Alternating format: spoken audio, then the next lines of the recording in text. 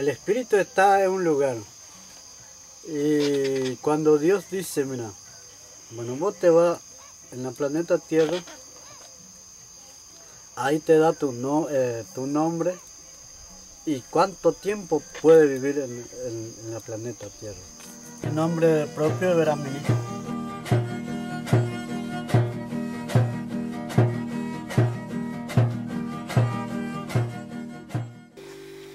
A veces por ahí la gente de afuera o la gente que no conoce a los Mbuyá viene y por ahí le pregunta, a ver, ¿cuál es tu religión? ¿Cuál es tu creencia? ¿Cómo se llama tu Dios? ¿Cuál es la costumbre? Como que lo quieren separar, ¿viste? La iglesia por acá, la espiritualidad por acá, la salud por acá, la cultura por acá. En realidad los Mbuyá no... Es imposible separar de una cosa a la otra porque va todo junto, van en conjunto. La educación pasa también depende de la edad del niño, ¿no? De que cuando son chiquitos le dan consejo a los padres, como toda la familia, ¿no? Y cuando ya está en la edad de la adolescencia, el niño varón pasa al abuelo o a la abuela. O sea que van aprendiendo cosas de su cultura, y también cosas como consejos de cómo en la edad de ponerse de novio con una chica, cómo tratarla, de cómo respetar a la mujer, de cuando sea padre, cómo educar a los hijos, el tema de compartir todo lo que tiene, o sea, todo es una enseñanza. Para mí todo es un todo, no puedes separar, ¿viste?, una cosa de la otra. Eso es lo que yo veo un poco la espiritualidad y todo lo que es la cultura. A mí eso me sorprendió mucho cuando yo viví un tiempo en la ciudad, ¿no? Como que te hace reflexionar mucho más de lo que uno es cuando uno está fuera de su ámbito, ¿no? Claro. Sí. Eso fue bueno para mí, esa experiencia de vivir afuera y también uno puede tener una mirada más amplia de algunas situaciones específicas. Por ejemplo, el tema de la lucha de la tierra, de uno saber algo más de los derechos, si uno tiene posibilidad de capacitarse, de saber algo más. De todo lo que es la sociedad, porque en realidad uno ya no puede vivir aislado, es imposible pensar eso. Si vos pensás la comunidad Tacuapi, sí, mantiene todo lo que es la vida comunitaria, la organización social, tiene su cacique, su punguá, su línea caraí, toda su organización social, pero ellos necesitan sí o sí tener una comunicación con el intendente, con la policía. O sea, hay toda una interrelación, ¿no? Que no siempre es de igual a igual, pero bueno. Siempre el que se tiene que preocupar por hablar el castellano, por tener documentos, por saber cómo comportarse ante los demás, siempre es el Mbuyá. O sea, no es recíproco. Uno no recibe el mismo esfuerzo del otro lado. Entonces como que ahí está un poco la falla, ¿no? La falla, si se puede decir. Entonces dice el otro, ay no, los Mbuyá son muy cerrados. Dice, acá en Ruiz de Montoya escuché mucho eso. No, dice, los indios son muy cerrados, ellos no hablan, son quietitos. Por ahí la persona que está hablando nunca fue a Tacuapi. Nunca habló con un Mbuyá, no sabe si va a la escuela, cómo se organiza la comunidad. O sea, la gente generalmente tiene una idea de que los indígenas viven ahí así nomás, como viven del aire, ¿no? No tienen una organización, no tienen nada así, hay toda una estructura, sino cómo vivieron años y años y años, digamos, manteniendo esa cultura, ¿no? Un poco. En realidad muchas veces hay como una pelea así entre organizaciones ONG, digamos, y el Estado, ¿no?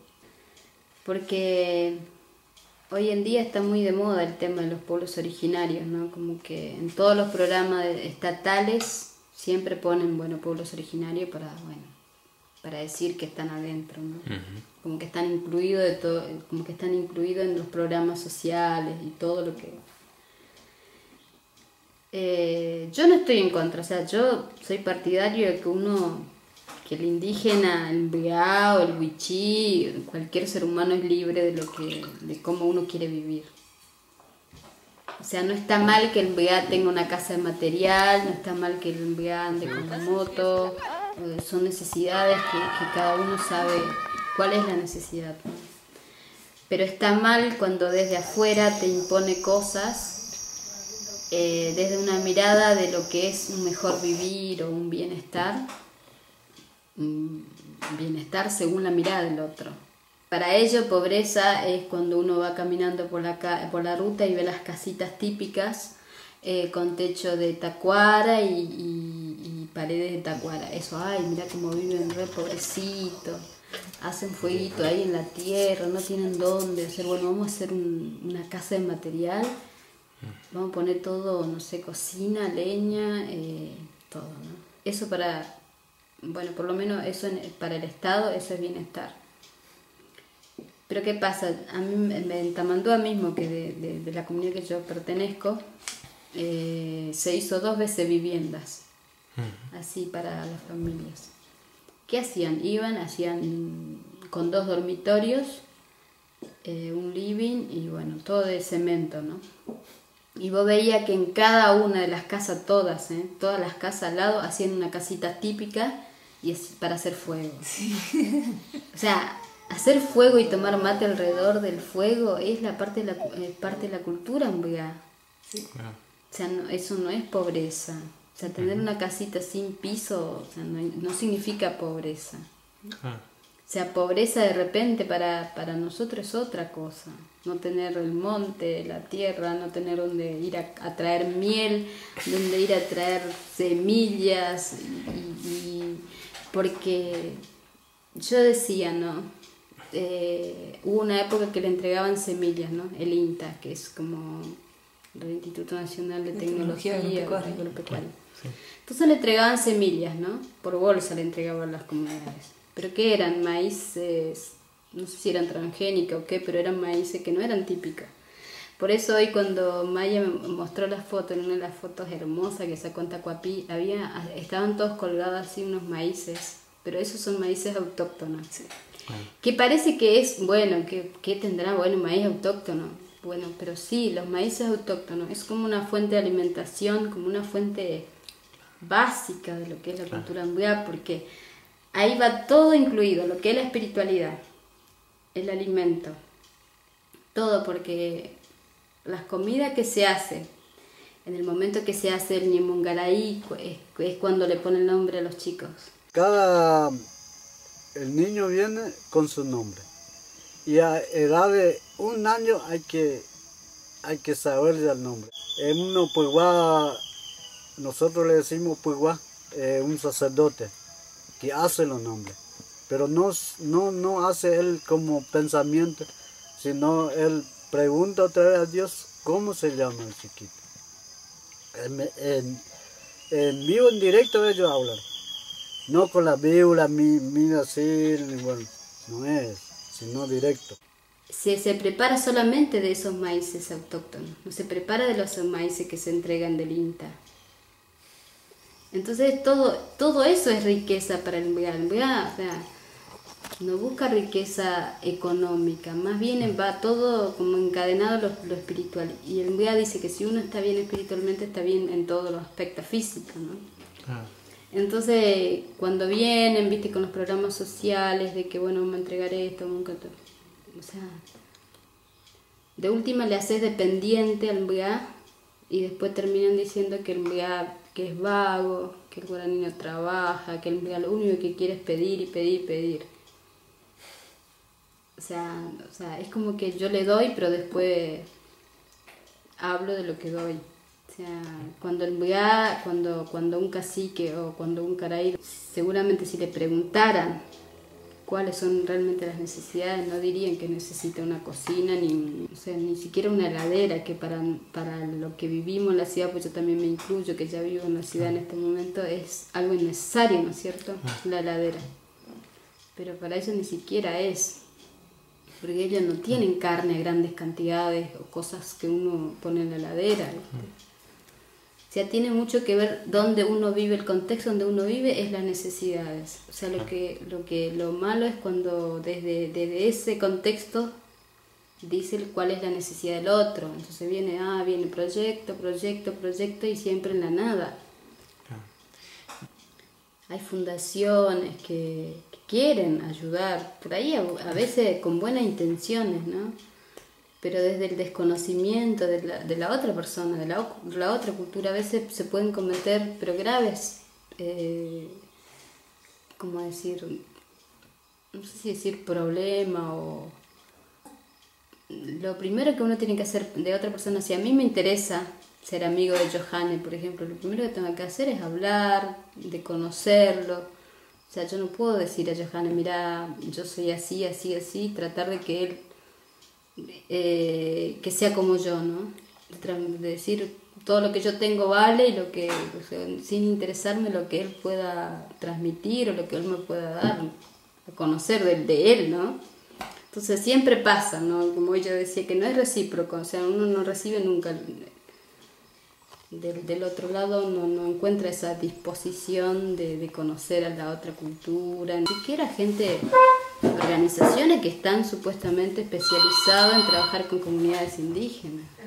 Y yo estoy convencida también hoy en día que los chicos tienen ganas de seguir estudiando, tienen ganas de saber algo más, o sea, para el día de mañana poder trabajar tal vez en algo sin que lo explotado. Porque acá en esta zona lo que pasa muchísimo con el tema de las tarefas, de cosechar la hierba, ¿no? Le pagan por ahí menos los indígenas y le llevan, ¿viste? Entonces me parece que desde ese lugar pienso más el tema de capacitaciones. Pero no estoy de acuerdo que, ay, si estudias, si tenés un título tenés que ser alguien. Eso en la mentalidad del vegano va. También es re importante saber bien el idioma del otro. Porque si no, no estaría hablando en este momento con ustedes. Así que de la escuela para mí es como una necesidad. También es por una vía en donde uno puede ir perdiendo algunas prácticas de la cultura, porque el Estado está formado como para educar a todos de una misma manera, en una sola cultura. O sea, pasa con otras culturas también acá en Misiones, que hay alemanes, suizos, ucranianos, polacos, hay de todo, ¿no?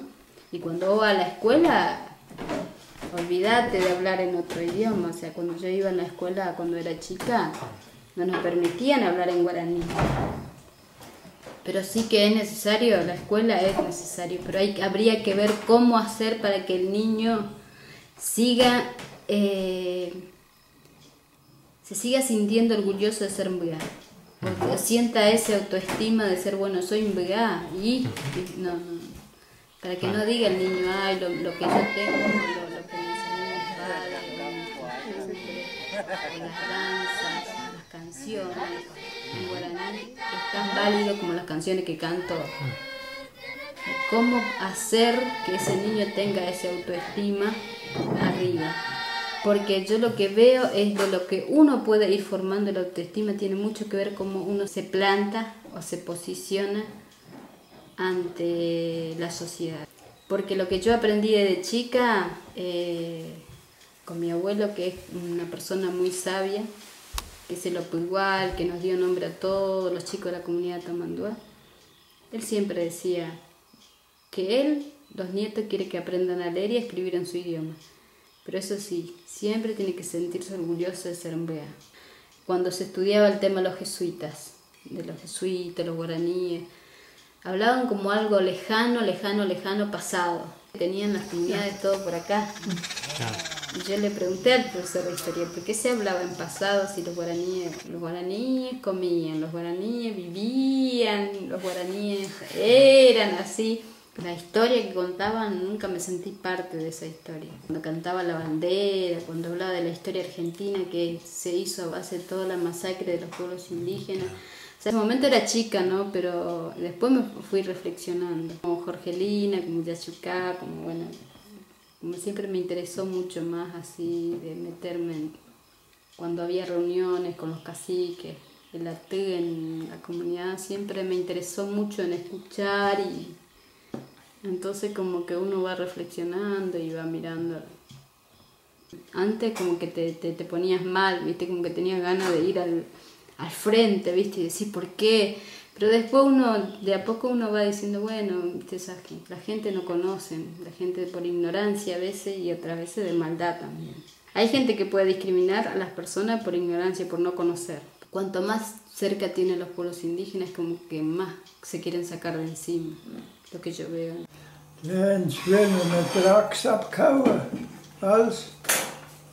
La tierra, dice, la tierra no es nuestra, dice, ¿no? Somos parte de la tierra, ¿no? El MBA dice que tiene un trato de igual a igual con la naturaleza.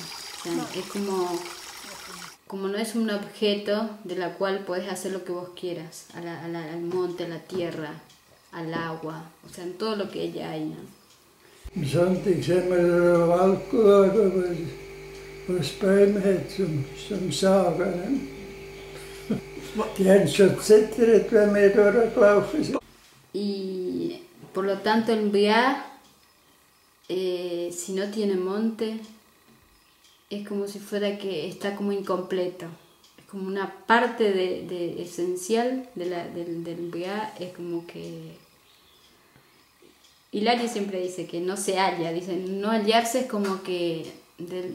como que no está completo, sería como que no tiene su vida completa, ¿no? Porque va tan relacionado con la naturaleza, su ser mismo, su espíritu. Era 38, ja, alles Wald gewesen. Nicht einmal eine Straße, nur 2 Gleise durch den Wald durch. Keine Brücke, nichts, alles nur ein Bach durch. Ja, da hat es Land gehabt zum Fahren. Da ist Land, Wald, ne? Ja. Por eso de la devolución de las tierras para mí es como devolver una parte del enviano. Más importante que eso creo que no hay. Después todos los demás que uno puede decir, sí, necesidades existen, otras necesidades como falta de, no sé, de escuelas, en la parte de salud, que ya necesitan tomar remedio lamentablemente, justamente por no tener monte.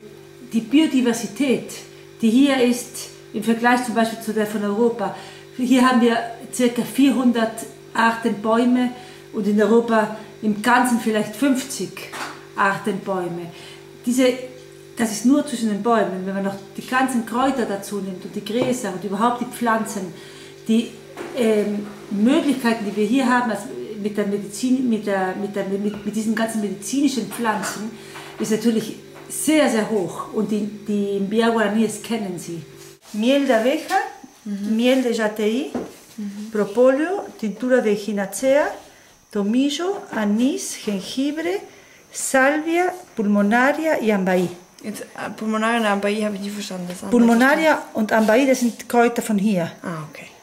Der Bruder hat noch Sagenblätter mitgebracht, der hat dann auch Sage gehabt. Ich sage, ich habe so eine Sparsage an einer Pfosten auch gemacht. Da haben wir Camion Zeit das Bein aufgehabt und der Riemen drauf. Und so haben wir gesagt, dann haben wir erraten. La alimentación cambió y porque su forma, su hábito cambió. Porque si tuviera el monte, no tendrían todos los problemas. Sería como problemas colaterales, diría. Ja, gehen.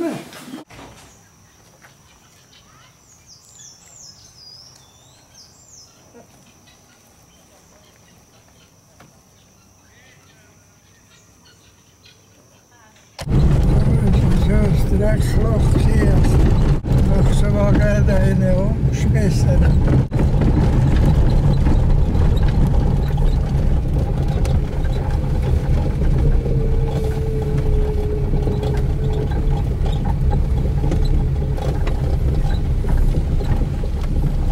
Da sind wir daheim.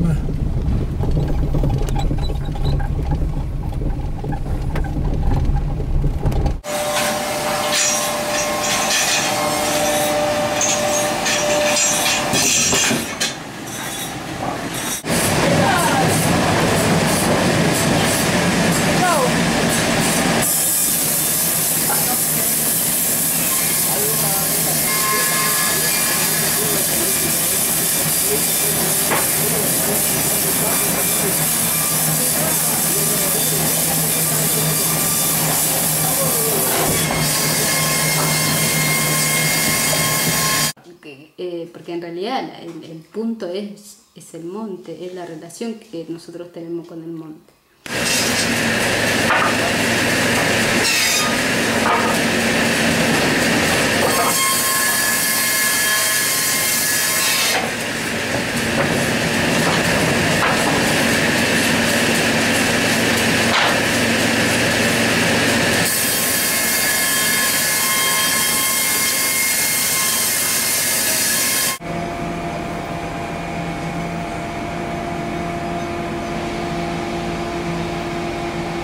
Cada cosa de la naturaleza tiene su espíritu.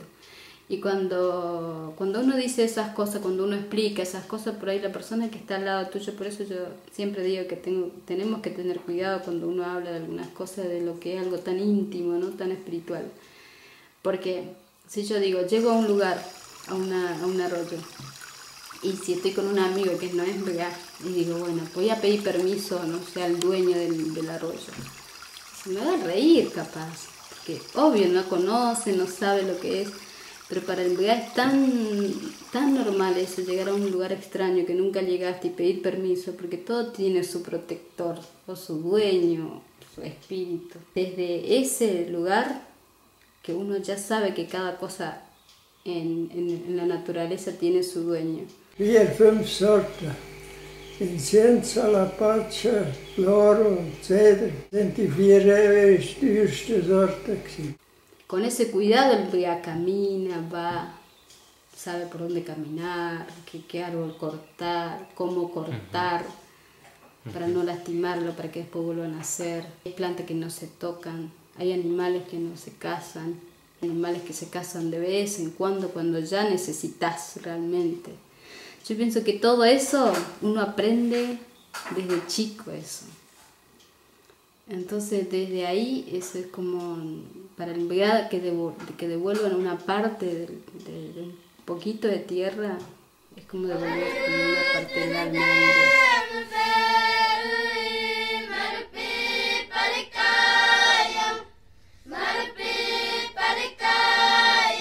Dios te van a ayudar a ustedes y a nosotros también, para que cumpla ese compromiso que tenemos.